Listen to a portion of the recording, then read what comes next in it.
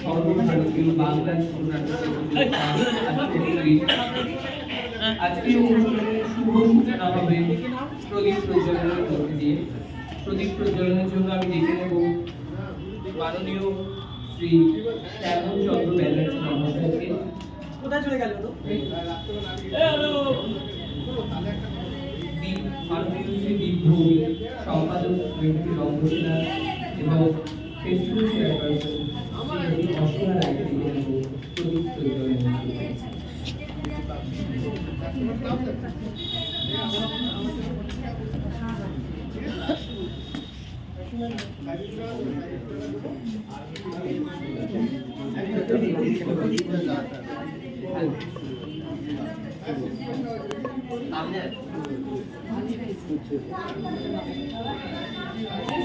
দেখে হাত দেখে দাও।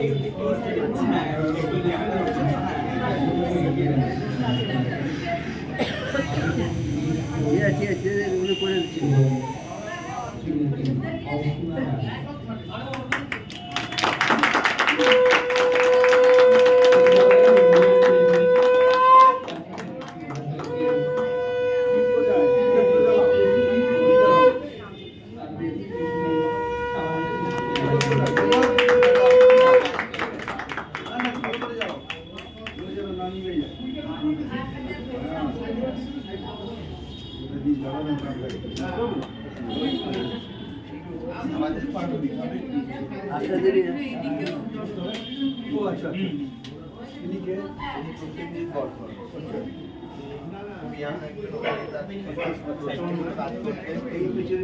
দেখি ঠাকুর আছে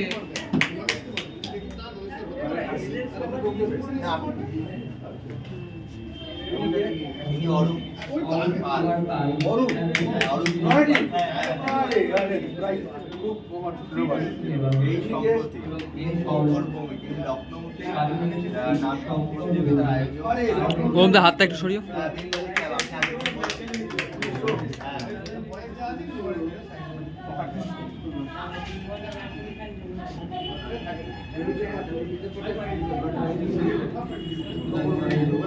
আমাদের এই প্রতিযোগিতার শুভারম্ভ হবে। সঙ্গীত পরিবেশন করছে আমাদের নৈহাটি রঙ্গসেনার সদস্যরা।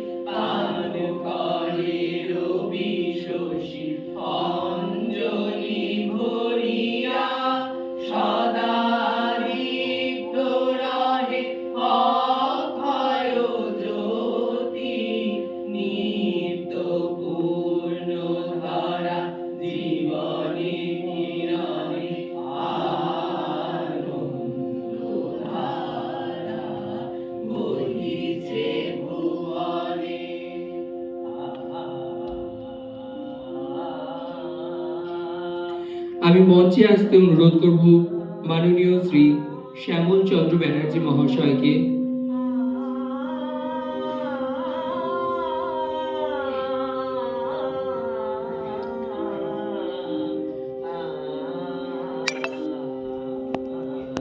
তার হাতে সম্মাননা তুলে দেবেন নৈহাটি রঙ্গসেনার festival vice chairperson Shrimati Reba বিশ্বাস,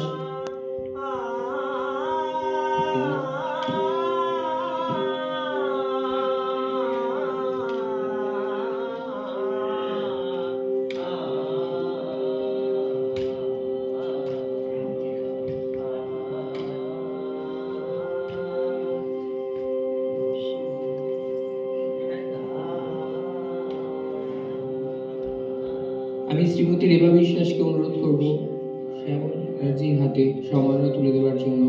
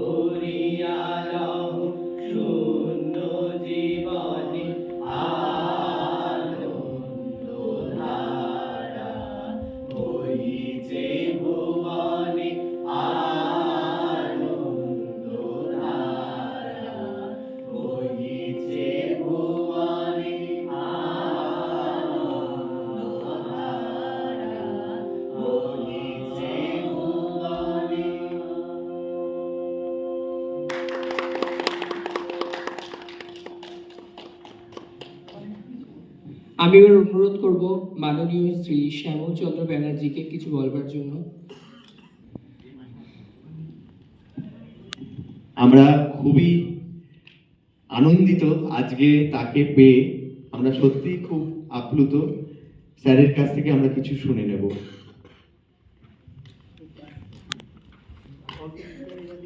রঙ্গসেনার সকল সদস্য এবং বিশেষ করে দীপ ও ধ্রুপদ বহু বছর ধরেই আমাকে অত্যন্ত সম্মানিত করে চলেছেন। আর সামনে যেসব সুজনগণ রয়েছেন আজকে, যারা যে কোনো অনুষ্ঠানের প্রাণপুরুষ, আপনারা নিজেদের মূল্যবান সময় নিয়ে এই নাটকের স্থানে এসেছেন নাটক দেখতে। নৈহাটির একটা ইতিহাস আছে। যুগপুরুষ সাহিত্য সম্রাট বঙ্কিমচন্দ্র চট্টোপাধ্যায় পরবর্তীকালে, এবং সেই সময় মহামতি হরপ্রসাদ শাস্ত্রী, এই দুজনের কথা তো আপনারা জানেন।